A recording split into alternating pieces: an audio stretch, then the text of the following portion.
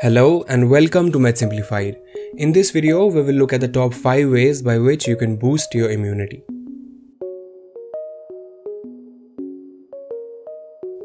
In the hurried pace of modern life, you might take your immune system for granted.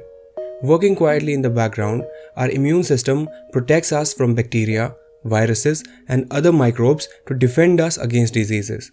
It's a complex network of organs, cells, and various proteins in our body that act in a coordinated manner to defend our body from various types of pathogens. During the flu or viral season, many of your friends might get sick, but some would stand tall even when everyone in their home is sick with the flu. Have you ever wondered how some people get sick very often and some are more prone to catching cold or viral infection? Well, it's all about the body's immune system. The immune system is the first line of defense of our body against an alien microorganism entering the body. Stronger your immune system, lesser would be the chance of you falling ill. With the little changes that we will discuss in this video, you can ensure that your immune system is strong enough to protect you against various types of infections.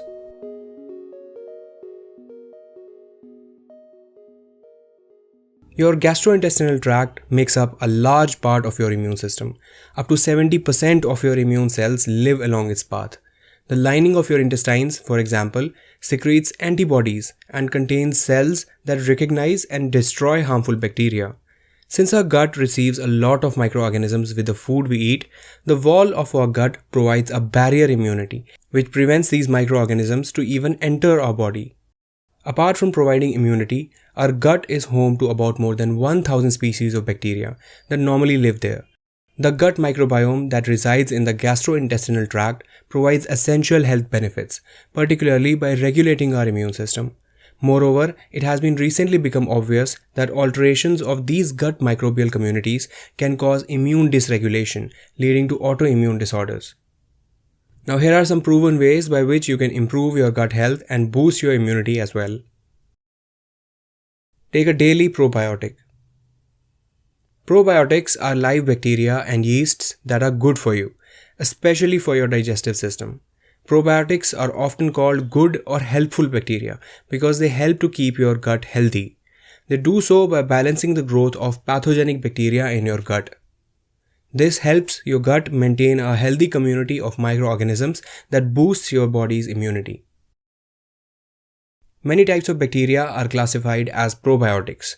They all have different benefits, but most come from two groups. The first is Lactobacillus and the second is Bifidobacterium. Lactobacillus may be the most common probiotic. It's the one you'll find in yogurt and other fermented foods. Different strains can help with diarrhea and may help people who can't digest lactose, the sugar in milk. Bifidobacterium can be found in some dairy products. It is also found in large numbers in yogurt and in foods like olives, sauerkraut, salami, and cheese. It may help ease the symptoms of irritable bowel syndrome and some other conditions. Avoid taking heavily processed foods. A study published in the Nutritional Journal of WHO looked at the impact of Western diet and lifestyle on people's immune function. It found that the large number of calories in processed and fast food may lead to health problems such as increased inflammation, reduced control of infection, increased rates of cancer, and increased risk for allergic and autoinflammatory diseases. And we're not only harming ourselves. The study authors point to research that poor dietary choices get encoded into both DNA and into our gut microbiome, meaning that our food and lifestyle choices can permanently change the balance of bacteria in our bodies and we can weaken the immune system. It also means those changes can be passed on to our offsprings. So cut down on fast foods and heavily processed foods and include more natural foods in your diet. Vitamins are essential to life. These organic compounds, usually acquired as a part of balanced diet, are required for biological and metabolic processes. Vitamins are also essential for the proper functioning of our immune system. Immune cells are one of the most rapidly dividing cells of our body, and they need large amounts of vitamins to reproduce and function properly. Vitamin D is probably the most important vitamin related to your immune health. People who get chronic infections have low levels of this vitamin. I recommend supplementing with 2000 to 5000 international units of vitamin D per day. Get plenty of sunshine and eat foods rich in vitamin D.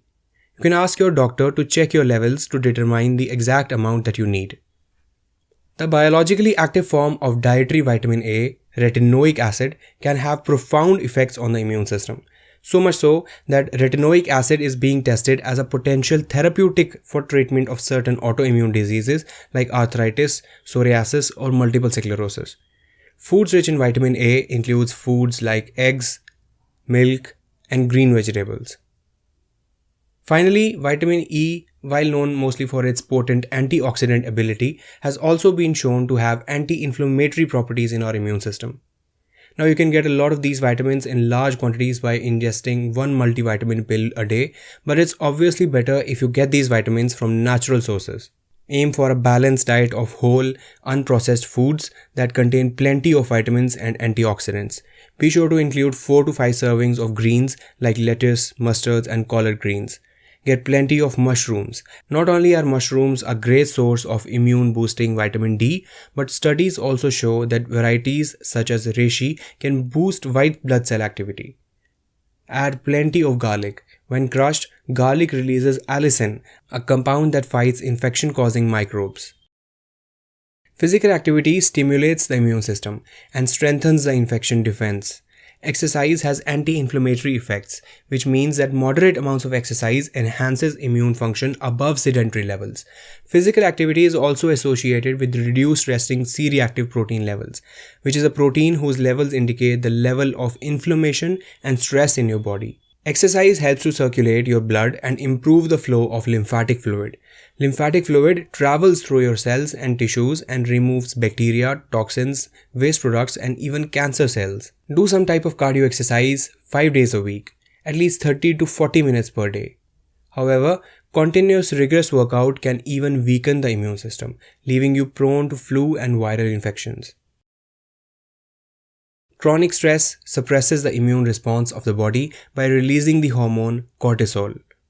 Cortisol interferes with the T cells, a specific type of white blood cell, to reproduce and receive signals from the body. Cortisol also reduces the antibody secretion of IgA, which lines the gut and respiratory tract, and is our first line of defense against pathogens. Stress can also have an indirect effect on the immune system, as a person may use unhealthy behavioral coping strategies to reduce their stress, such as drinking and smoking. To investigate whether stress of important examinations had an effect on the functioning of immune system, Kykor Glasser conducted an experiment on first-year medical students. 49 of them were males and 26 were females. All of them were volunteers. Blood samples were taken 1 month before their final examinations, which was considered a relatively low stress time, and during their examinations, which was a high stress time. Immune functioning was assessed by measuring T cell activity in the blood samples. The blood sample taken from the first group before the exam contained more T cells, which were highly active, as compared to the blood samples which were taken during the exams, which showed a low concentration of T cells and less active cells. Kykor Glasser also found that immune responses were especially weak in those students who reported feeling most lonely, as well as those who were experiencing other stressful life events like psychiatric symptoms such as depression or anxiety. This study clearly showed the relation between stress and our immune system. Now, to be honest with you, I'm no expert in managing stress. I've been a medical student for the last 6 years and now I'm pursuing my MD in dermatology. The pressure of finishing huge books, research papers, thesis, and a lot of exams meant that stress was something that I have to deal with on a daily basis, and I saw how it affected me, mostly negatively. And I can go on and on about the various things you can do to lower your stress, but if I could talk about just one thing here, that would be to meditate. Even 15 to 20 minutes in the morning, make it a habit, at least 3 to 4 times per week. It sets your mind in the right direction first thing in the morning and makes you more tolerant towards the stresses that come your way throughout the day. It reduces your cortisol levels, and research even shows it helps to prevent the breakdown of your chromosomes that can lead to cancer and premature aging. Like I told you, I am no expert in managing stress, so I will leave links to a few videos that I think will help you learn about stress management.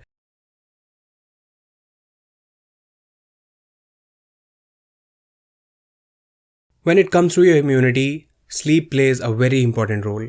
While sleeping for 10 hours a day won't prevent you from getting sick, skipping on it could adversely affect your immune system, leaving you susceptible to viral and bacterial infections like flu and sore throat.